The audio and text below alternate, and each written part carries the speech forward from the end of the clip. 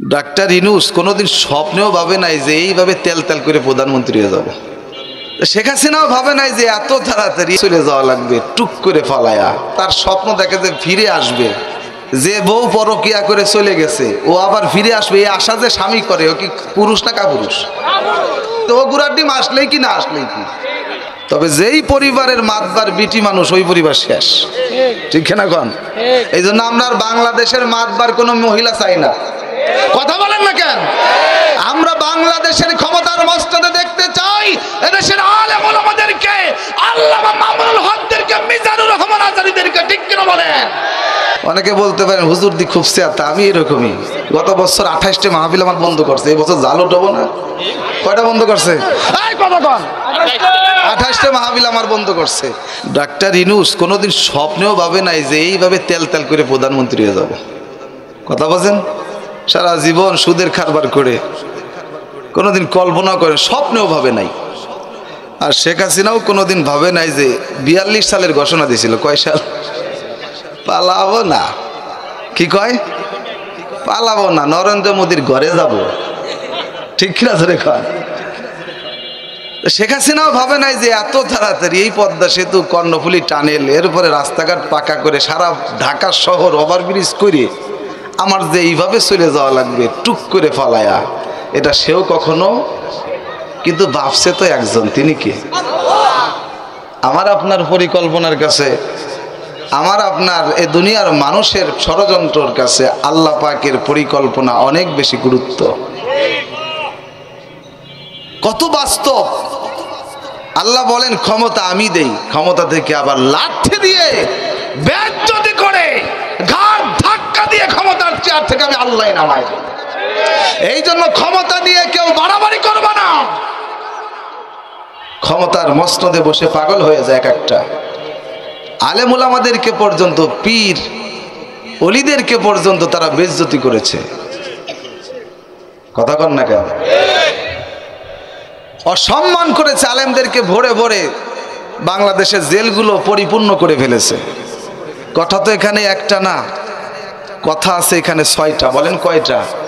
ক্ষমতা দিই আমি 1, ক্ষমতা থেকে নামাই আমি 2, ইজ্জত দেই আমি 3, বেইজ্জত করি আমি কয় 4, এরপরে বিয়াদিকাল খয়র, সব ভালো আমার ইশারায় হয়, সুবহানাল্লাহ বলেন 5, এরপরে আল্লাহ পাক রব্বুল আলামিন বলে ইন্নাকা আলা কুল্লি, সমস্ত ক্ষমতা সমস্ত শক্তি আমার আছে। কথা কয়টা? খুব হিসাব করে চলবেন, খবরদার। এই ক্ষমতা বলতে শুধু রাষ্ট্রের ক্ষমতা বুঝবেন না, আপনার পরিবারের ক্ষমতাও আপনার উপর আসতে পারে। পরিবারের সদস্য আছেন 5 জন, 6 জন বা 10 জন, এর ভিতরে সবাই মাতবার না একজন। তবে যেই পরিবারের মাতবার বিটি মানুষ ওই পরিবার শেষ, ঠিক না কন?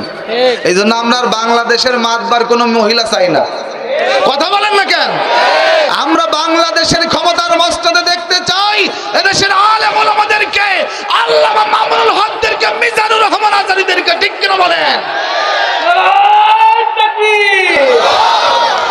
কারণ স্বাধীনতার এই 52-53 বছর আমরা দেখেছি এখন বাংলাদেশের মানুষ একটা বিকল্প কিছু চায়। সাধারণ মানুষ গল্প করে, হুজুর আপনারা একটু এখন, আমরা একটু ওই জায়গা ছিলটা দিই, ঠিক না ধরে খান। আবার অনেকেই যারা লজ্জা কম, যারা এখনো তার গুণগান গায়, এখনো তার স্বপ্ন দেখে যে ফিরে আসবে, এখনো স্বপ্ন দেখে যে বউ পরকিয়া করে চলে গেছে ও আবার ফিরে আসবে, এই আশা যে স্বামী করে, ও কি পুরুষ না কাপুরুষ? তো ও গুড়ার ডিম আসলেই কি না আসলেই কি, ঠিক কিনা কন? আর আসলেও বাংলাদেশের 18 কোটি মানুষ তৈরি আছে। কথা বলেন না কেন? পিঠের চামড়া তুলে টুকরা টুকরা করে বাংলাদেশের কুত্তাগুলোর ঘর বানানো হবে, ঠিক কিনা বলেন? আমরা দেখেছি এদেশের যুবকদের বুকের উপরে বন্দুকের নল ঠেকিয়ে গুলি করেছে, তাদের বিচার বাংলার মুসলমান ভুলবে না। বিচার চাই, বিচার করতে হবে। প্রয়োজন হলে ভারত থেকে চুলের মুঠি ধরে টানতে টানতে বাংলার জমিনে আমরা বিচার করবো, ঠিক কিনা বলো?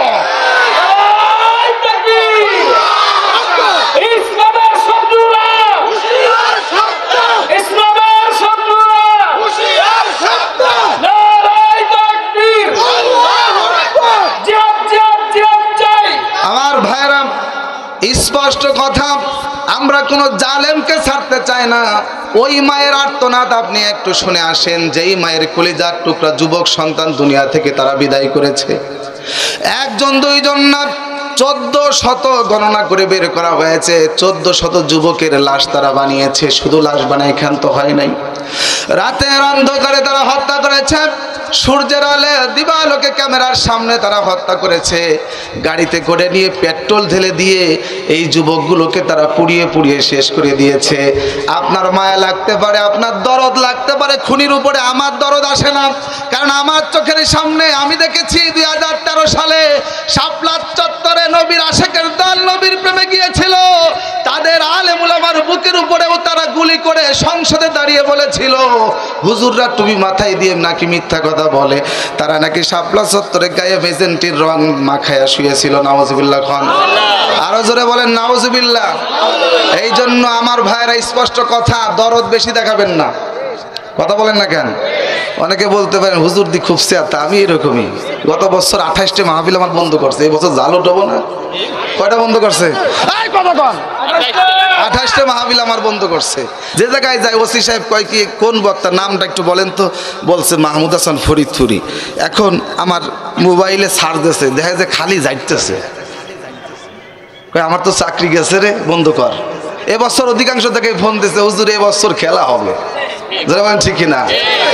খেলা হবে, খেলা হবে বইলা যারা চিল্লাই তো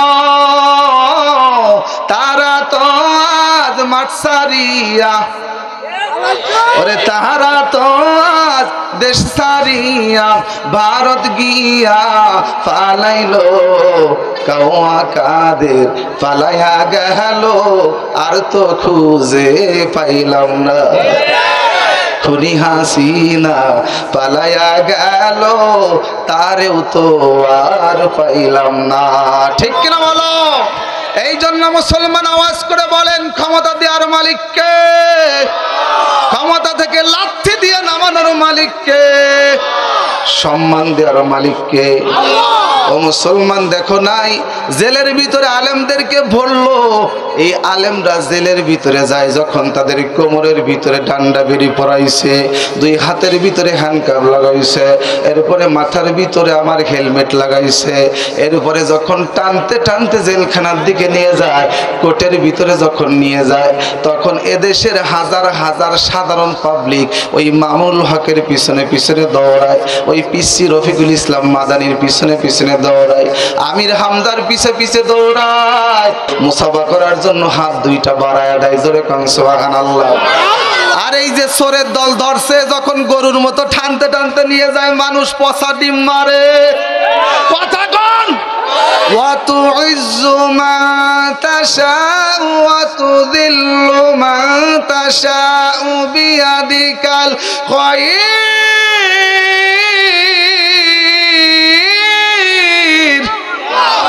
এই জন্য আমার আল্লাহ ডাক দিয়ে বলে, গোলাম সম্মান দেওয়ার মালিক আমি আল্লাহ, ও সম্মান করার মালিকও আমি আল্লাহ।